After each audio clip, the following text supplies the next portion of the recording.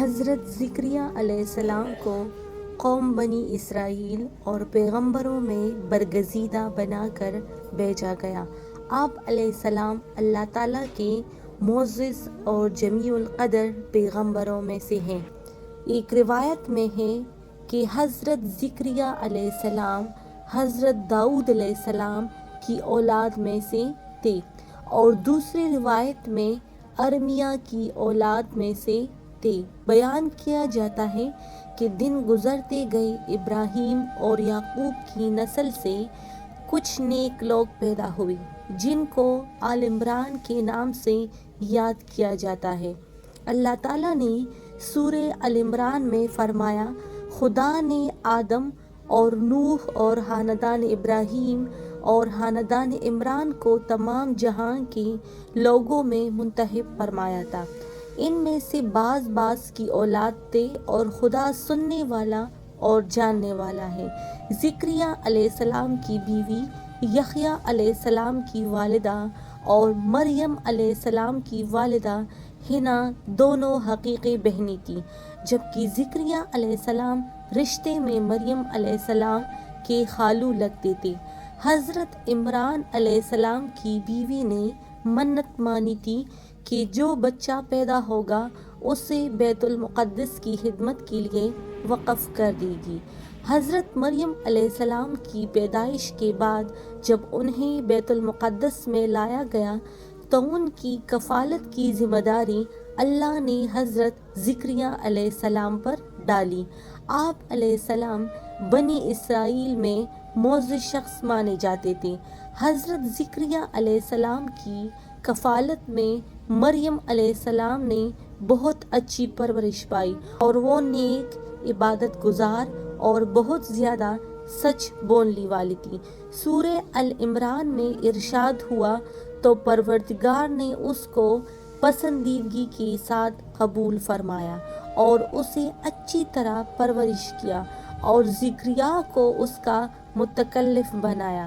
زکریا جب کبھی عبادت گاہ میں اس مریم علیہ السلام کے پاس جاتے تو اس کے پاس کھانا پانے کی کیفیت دیکھ کر ایک دن مریم سے پوچھنے لگے کہ مریم یہ کھانا تمہارے پاس کہاں سے آتا ہے؟ وہ بولی، خدا کے ہاتھ سے آتا ہے، بے شک خدا جسے چاہتا ہے بے شمار رزق دیتا ہے۔ بخاری و مسلم، ترمذی و نسائی کی حدیث ہے کہ آپ صلی اللہ علیہ وسلم نے فرمایا، وہ مریم علیہ السلام اپنے زمانے میں سب سے افضل عورت تھی اور اس امت میں خدیجہ رضی اللہ عنہا سب سے افضل عورت ہے۔ زکریا علیہ السلام نے جب حضرت مریم علیہ السلام کی فضیلت دیکھی تو اس کے دل میں بھی اولاد کی خواہش پیدا ہوئی، کیونکہ اس وقت تک آپ بے اولاد تھے، جبکہ آپ کی عمر اس وقت 100 سال سے زائد تھی اور بیوی 90 سال کی تھی۔ اولاد کی شدید تمنا کے باعث انہوں نے اللہ سے مدد مانگی، جس کا ذکر یوں آتا ہے کہ یہ تمہارے پروردگار کی مہربانی کا بیان ہے جو اس نے اپنے بندے زکریا پر کی، جو میری اور اولاد یعقوب کی میراث کا مالک ہو، اور اے میرے پروردگار اس کو خوش اتوار بناؤ۔ زکریا علیہ السلام اپنے دور میں اکیلے ہی نبی تھے۔ ان کے دور میں اصحاب و رشتہ دار میں کوئی قابل آدمی نہ تھا، تو ہم نے ان کی پکار سن لی اور ان کو یحییٰ بخشی اور ان کی بیوی کو ان کے حسن معاشرت کے قابل بنا دیا۔ یہ لوگ لپک لپک کر نیکیاں کرتے اور ہمیں امید سے پکارتے اور ہمارے آگے عاجزی کیا کرتے تھے۔ زکریا علیہ السلام یہ سن کر خوش ہوئے اور حیران بھی، کہنے لگے، پروردگار میرے ہاں کس طرح لڑکا ہوگا، جس حال میں میری بیوی بانجھ ہے اور میں بڑھاپے کی انتہا کو پہنچ گیا ہوں۔ اللہ تعالیٰ نے جواب دیا، حکم ہوا کہ اسی طرح ہوگا، تمہارے پروردگار نے فرمایا ہے کہ مجھے یہ آسان ہے اور میں پہلے تم کو بھی پیدا کر چکا ہوں اور تم کچھ چیز نہ تھے۔ ذکریہ علیہ السلام نے عرض کیا کہ اے پروردگار، میرے لیے کوئی نشانی مقرر فرما دیجئے۔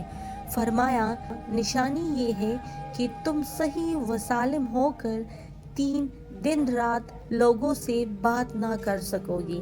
جب اللہ نے نشانی ظاہر کی، چنانچہ جب وہ وقت آیا کہ آپ علیہ السلام بول سکتے تھے مگر بول نہ پائے، اور صبح و شام اللہ کی عبادت میں مصروف رہتے، یہ نشانی تھی کہ ان کے ہاں بچہ پیدا ہونے والا ہے۔ پھر وہ عبادت کے حجرے سے نکل کر اپنی قوم کے پاس آئے تو ان سے اشارے سے کہا، صبح و شام خدا کو یاد کرتے رہو۔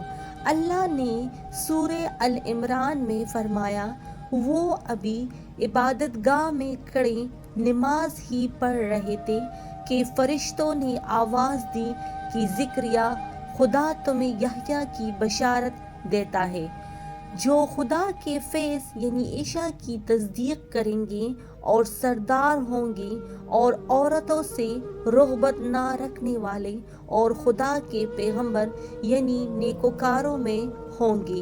اللہ نے انہیں یحییٰ کی روپ میں انتہائی فرمانبردار، نیک، صالح، پرہیزگار اور عبادت گزار بیٹا عطا فرمایا۔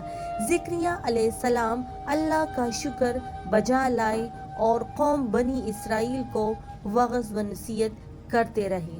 بنی اسرائیل کی حباست جب بنی اسرائیل نے حضرت زکریا علیہ السلام کو مارنے کا قصد کیا تو آپ نے ظالموں سے بچنے کے لیے ایک درخت کے کوکلے تنے میں جاتی ہوئی دیکھا۔ جب وہاں پہنچے تو ان کو کہیں نہ پایا۔ اتنے میں لوگوں کے پاس شیطان آیا اور بتایا کہ جس کو آپ تلاش کر رہے ہیں وہ یہاں ہے۔ اس کے بعد آپ کو شہید کر دیا گیا۔ انسان کتنی ہی بلند و بالا مقام پر پہنچ جائے اور اللہ کے ساتھ اسے زیادہ قرب حاصل ہو جائے، تب بھی وہ اللہ کا بندہ ہی رہتا ہے، اور کسی بھی بلندی پر پہنچ کر وہ اللہ یا اللہ کا بیٹا نہیں ہو سکتا، نہ اس کا شریک ہو سکتا ہے۔ اللہ کی ذات پاک اور لا شریک ہے، وہ باپ بیٹے کی نسبتوں سے پاک ہے، لہٰذا ہمیں اپنے آپ کو لمحے لمحے گمراہی سے بچانا چاہیے تاکہ اللہ کی پکڑ سے بچے رہیں۔ اس کے لیے ایمان کی مضبوطی حد درجہ لازم ہے۔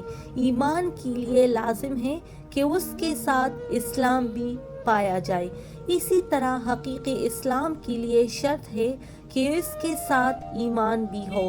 ایمان دین کی ہر اس بات کو دل سے سچا ماننے اور زبان سے ان کا اقرار کرنے اور اپنے عمل سے اس کو ظاہر کرنے کا نام ہے، جو اللہ تعالیٰ نے اپنے بندوں پر مقرر کر دیا ہے، جبکہ اسلام اطاعت، فرمانبرداری اور عمل کرنے کا نام ہے۔